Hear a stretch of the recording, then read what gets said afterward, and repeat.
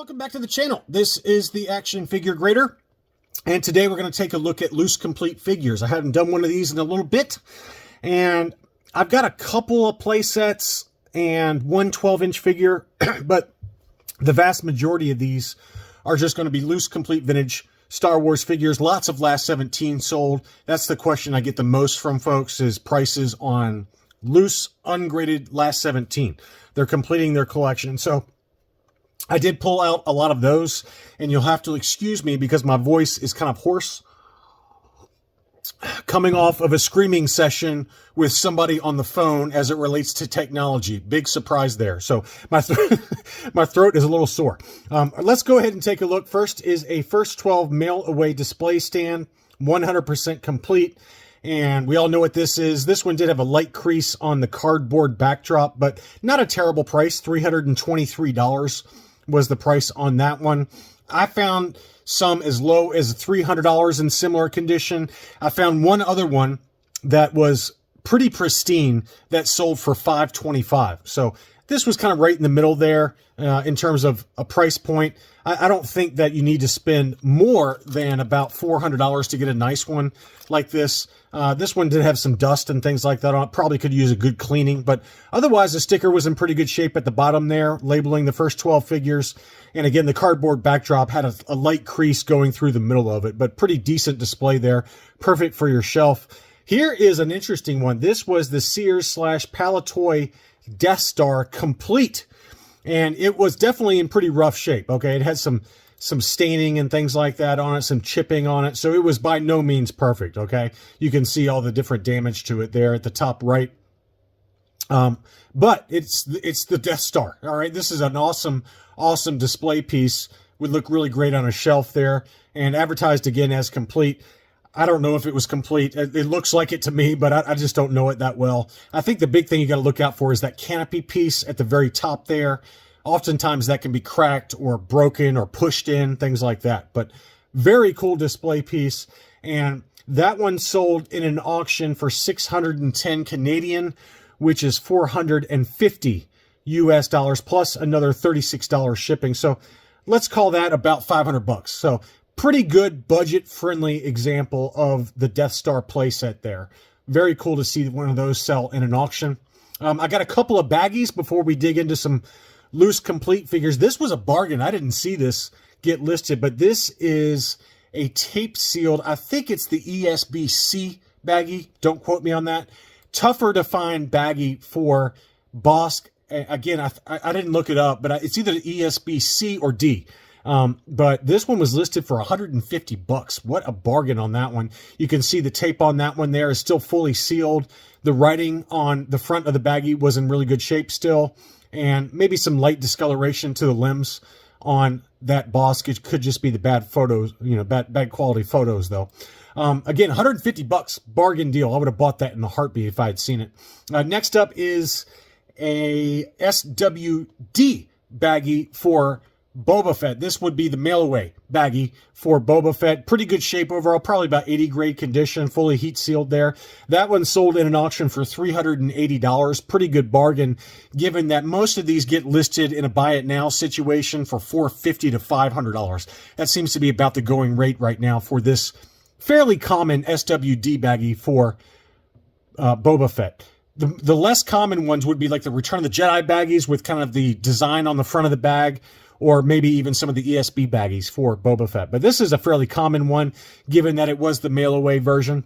And again, in an auction, 380 bucks plus $6 shipping for about an 80 grade condition, heat-sealed baggie for Boba Fett.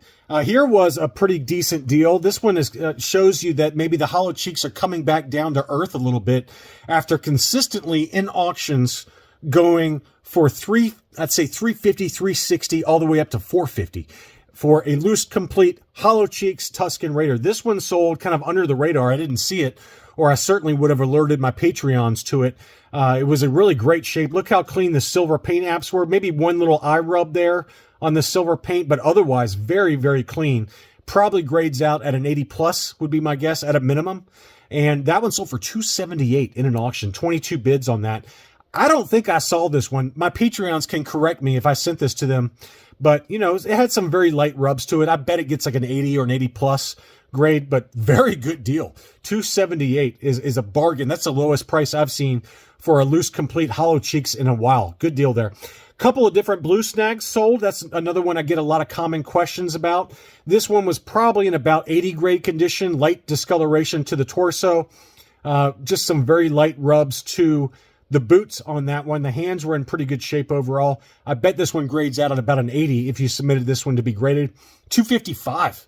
$255. That's the lowest price, again, I've seen in a little bit for that one.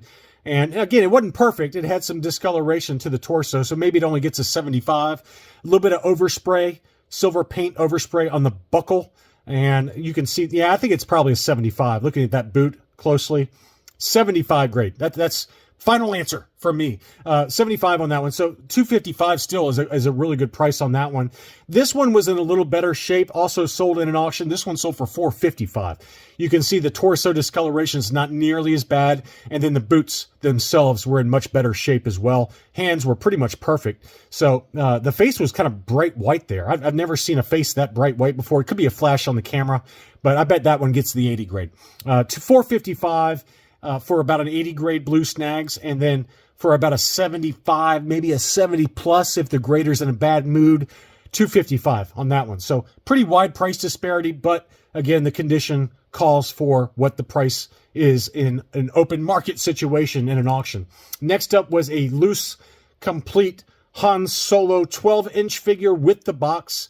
And you can see there, here's the box that is in pretty decent shape overall. I don't know why eBay is acting so slowly, but the box was in pretty decent shape. Came with a sliding acrylic case and a loose, complete Han Solo that appeared to be in great shape. That one sold in a make an offer situation. It was listed for 310 pounds, which is about 400 US. It sold for 277 pounds in a make an offer situation, which probably equates to about 330 or so US dollars, 340, somewhere in that ballpark. So not a terrible deal at all for that 12-inch. I got a couple of Yodas that sold. This one looks to me, it's hard to tell for sure, but it looks like the gray head Cater Yoda, because you can see the obvious color differentiation on the head versus the bright green on the arms and legs and body. So it looks like the gray head to me. It looks like it. I don't know for sure, but nice example. That one sold in an auction for $207.50. Pretty good deal considering that the feet and the hands don't have any color rub to it. So that one probably grades out a little bit of color rub there on this hand. You can see right there. So not too bad though. This is probably grades out about an 80. But I think that's the gray head Cater. I mean, it looks like the gray head to me. And then we had this one, which was just the standard, I think, the standard brown snake Yoda with kind of the light green head, black Pac-Man eyes. That one sold in a buy it now for $165. So two different data points there on two different brown snake Yodas. One of them, I think, is the gray head Cater. We had a Luke Jedi. This one was the Taiwan, fresh out of a baggie. You can see the cape there is kind of still got that wrapper on it. And it looks like he's got maybe a little nose rub on that Taiwan flesh face Luke Jedi. And, you know, there is a paler face version. I don't think that's what that one is. It could be the lighting. I don't know. But probably about an 80 plus grade would be my guess. $141 in an auction on that one. And then we had this one that was a loose, complete Unitoy made in Hong Kong. That one looked to be in pretty good shape overall as well. That one sold for 115 pounds. You can see the hand there. One little nose rub on the face, so that's probably about an 80 grade. 115 pounds, which is 146 US dollars. So again, a pretty good price range to aim for two different COO variations for the Luke Jedi. Last 17s. Lots of last 17s that sold, and that's what the majority of this video is going to cover. First is a Manaman with the coin and his staff. That one looked to be in very clean shape. I mean, I can't see much wrong with that one at all. Admittedly, only two photos on it. That one sold for $355.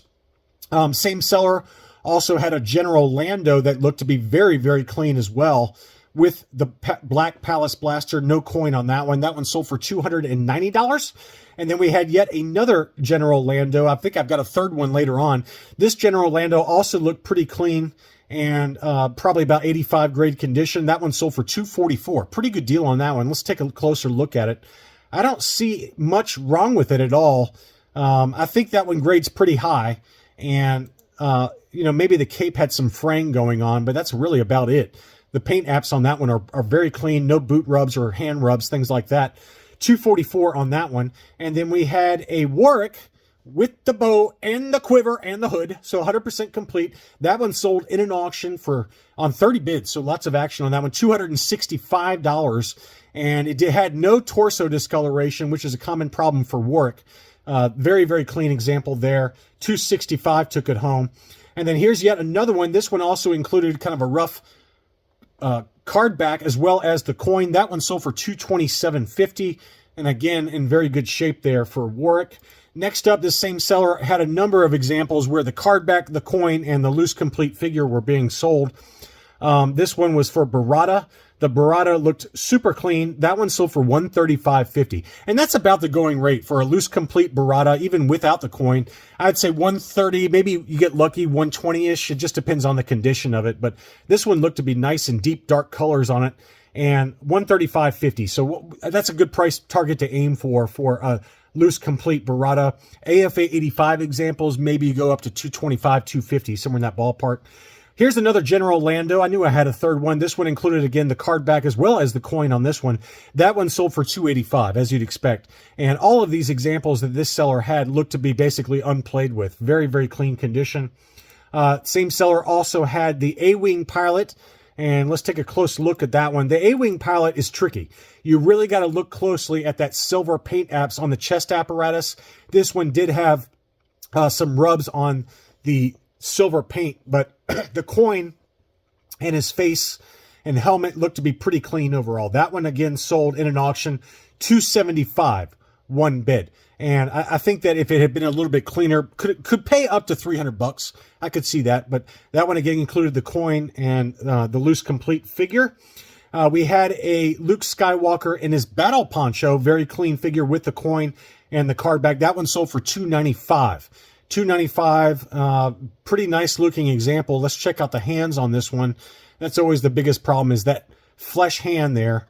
Looked to be pretty good. There it is. There it is. That's always the culprit. Always on the Luke battle ponchos is that hand. So you can see there, it's got some color rub there. Probably at best an 80 grade based on that. So $295 on that one. Is it an overpay with the coin? Maybe. I don't know. I think it would look really nice. I love how CAS displays these with the coin. They do the best job, in my opinion, because they have the coin in kind of a little recessed holder, and then they just loose grade the figure if you want them to. Oftentimes, they can grade the coin, too.